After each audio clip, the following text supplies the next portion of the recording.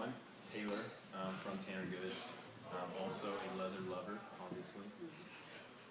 Yeah, excited to show people some of the stuff that we do and some of the tools that we use to do it. Member of ADX as well. Yay! I'm Felipe, and I also work at Goods with Taylor.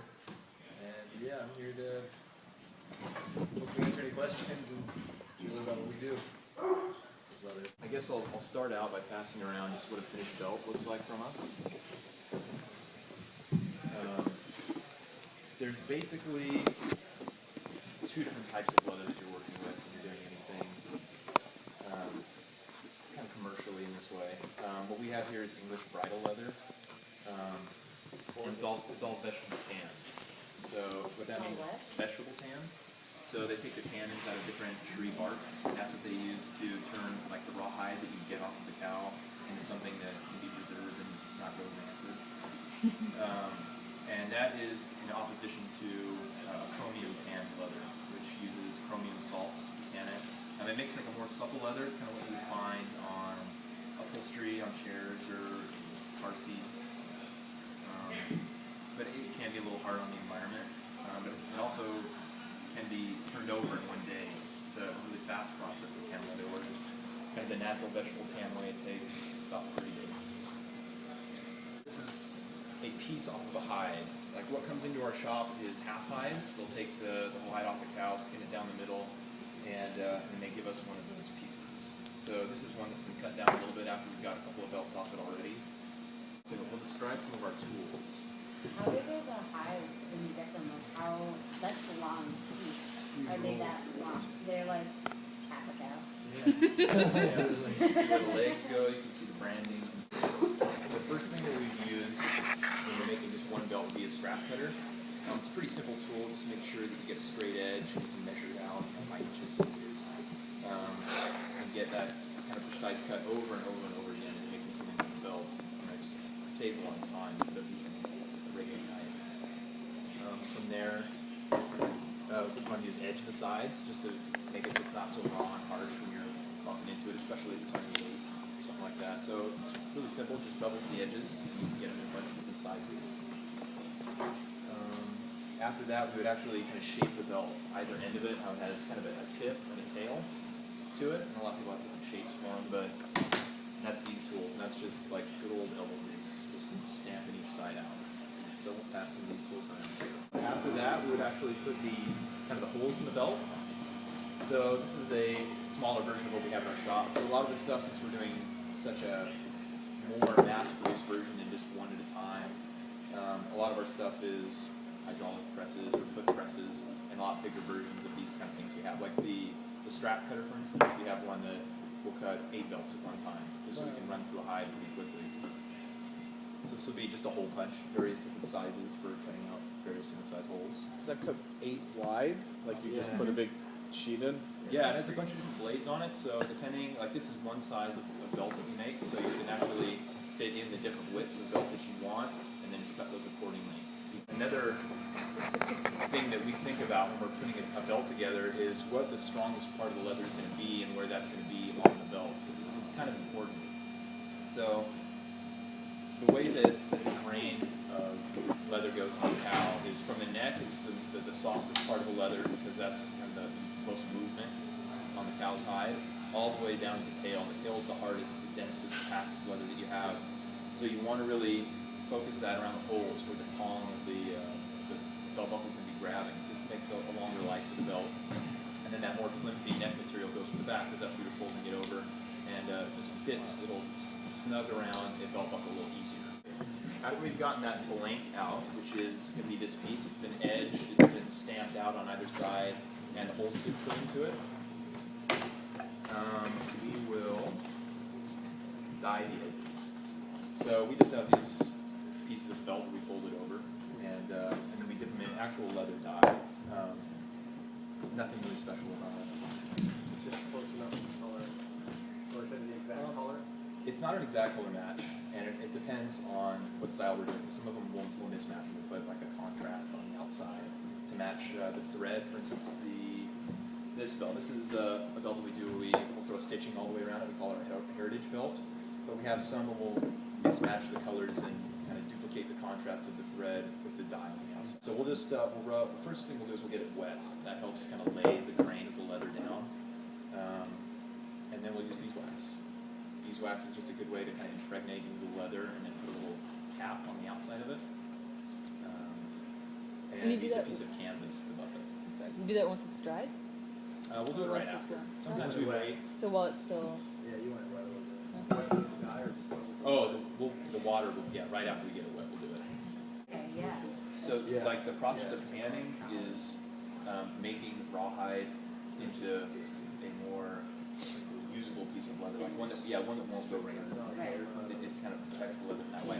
And if you feel like a natural piece of leather, you can see that it hasn't been tanned. Yeah, like this has oils in it, and it has the vegetable tannins, and that makes it more soft. Yeah, we have a machine that's meant for stitching leather. It's meant for stitching like the soles of shoes, so it can go through 1.5 inches of leather at one time. We never have anything that's that thick, but big wheel. When you say tan to black and tan to brown, like that's a dyeing process, isn't it? Like that's Yeah, not there's- in the tannage. Dyeing and tanning are two separate things. So Yeah, so that is a veg tan right there. It's veg That's tan. what they call veg tan, because there's no chrome used, right? correct. Actually, all these are vegetable tan. Okay, so then when it's black or a dark or brown, they've already dyed it. and so Yeah, you're they gonna all dye it start all out back looking in. like that. Yeah. That's what it looks like after it's been vegetable tan. Okay. These have just all been dyed after the process, but we get them after all of that's been done.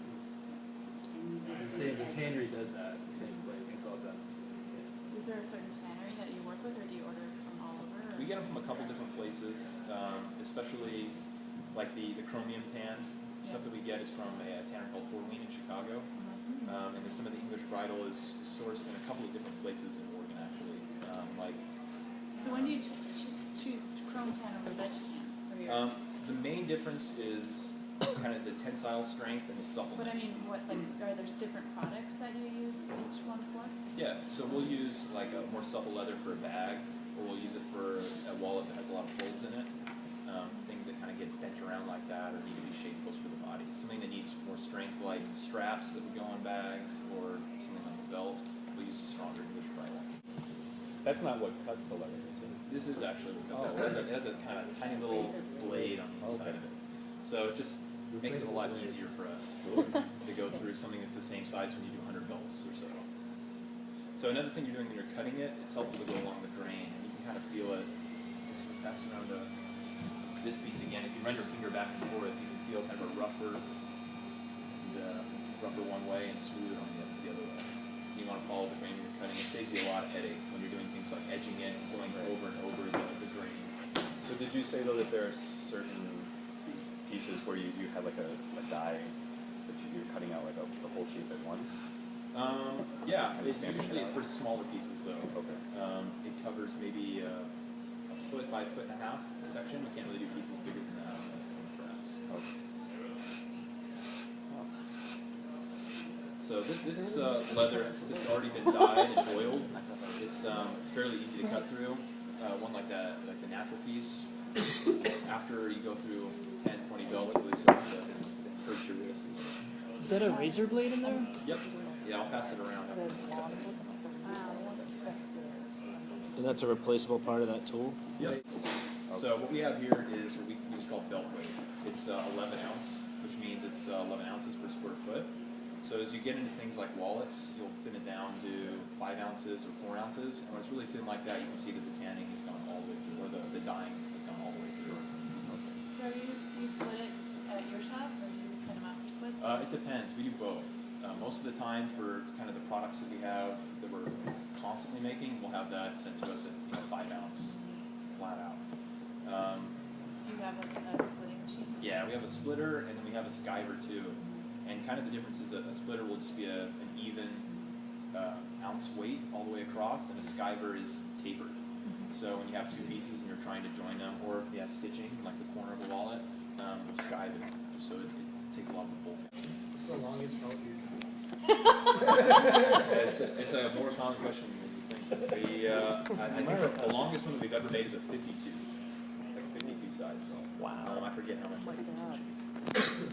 And it's strange, there's a... The sizing, it's not the entire length. It's not? No. There's not like a standard.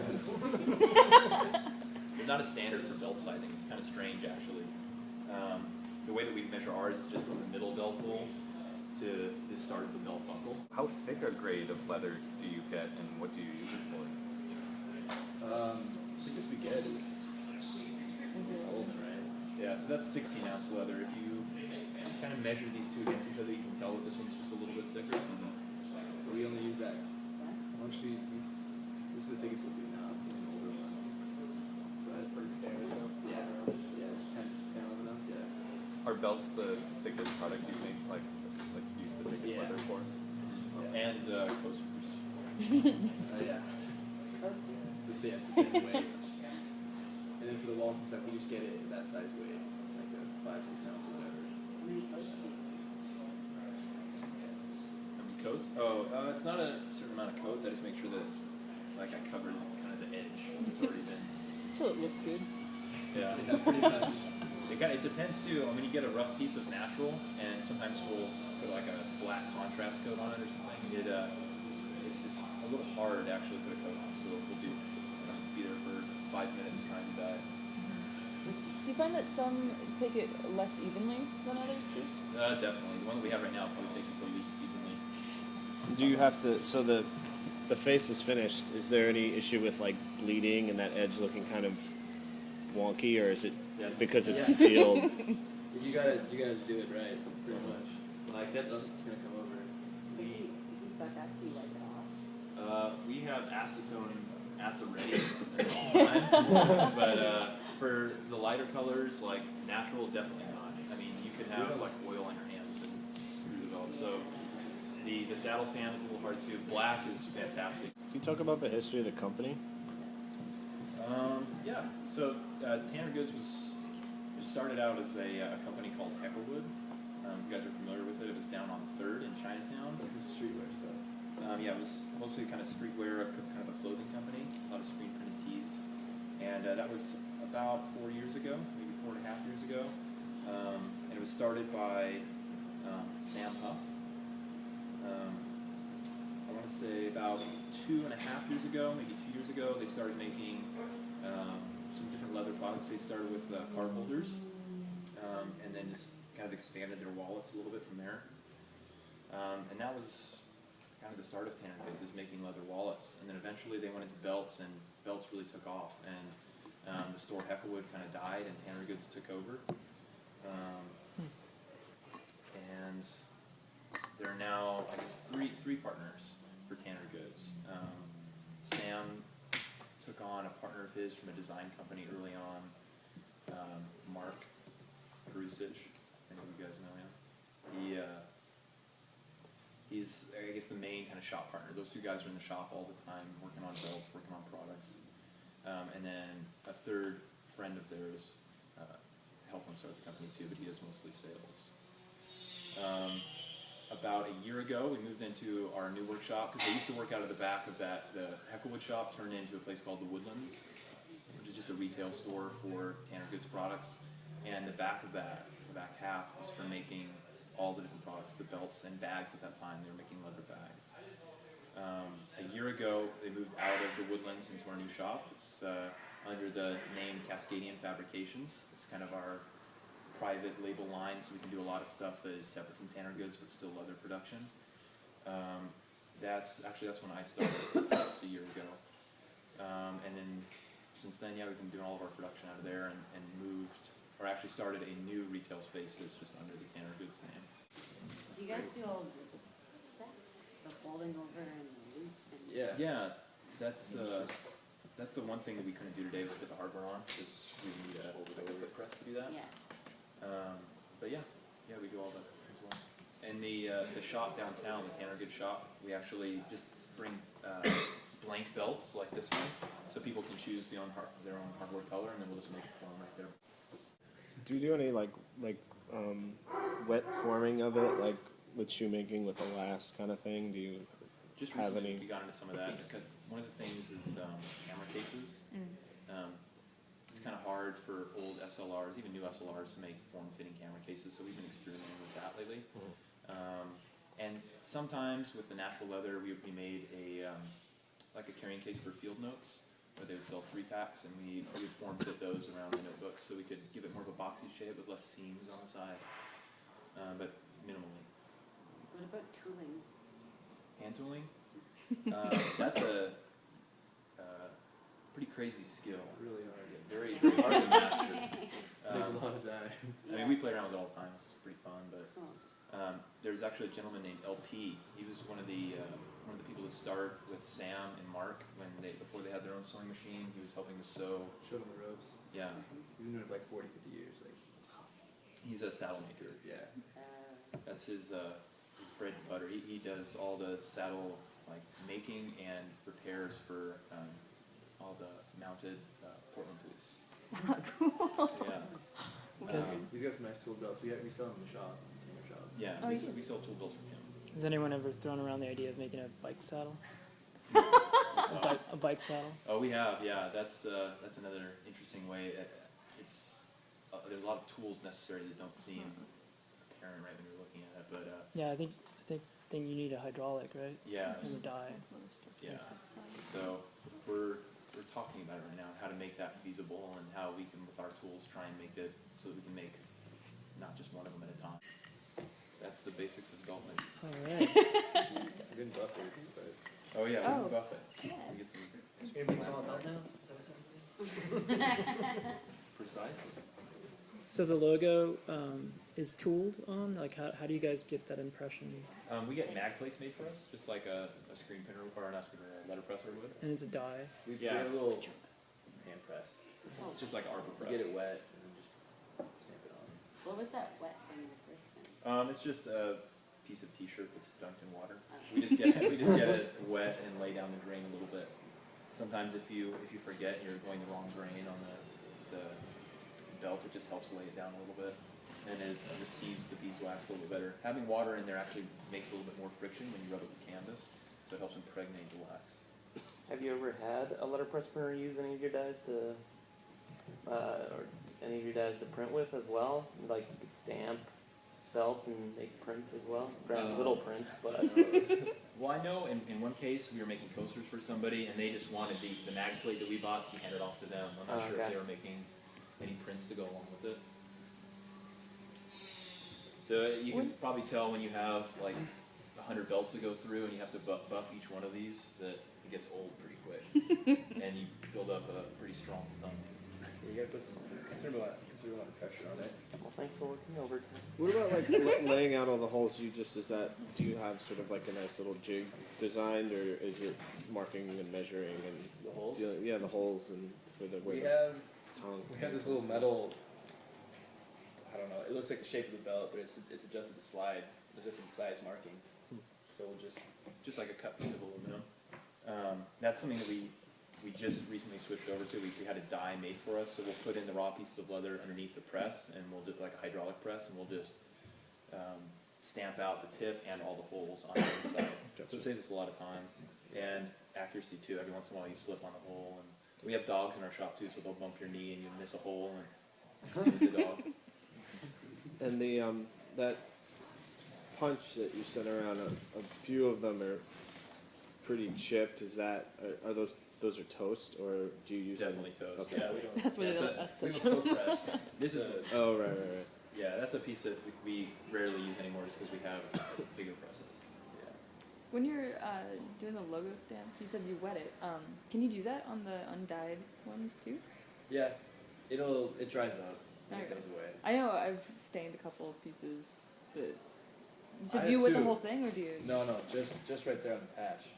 But like I've used some other vegetarian leather that it's just anything would soak it up like crazy. But Like every once in a while we'll spill leather, or Yeah. water on a piece of, just like any piece of leather that we're using.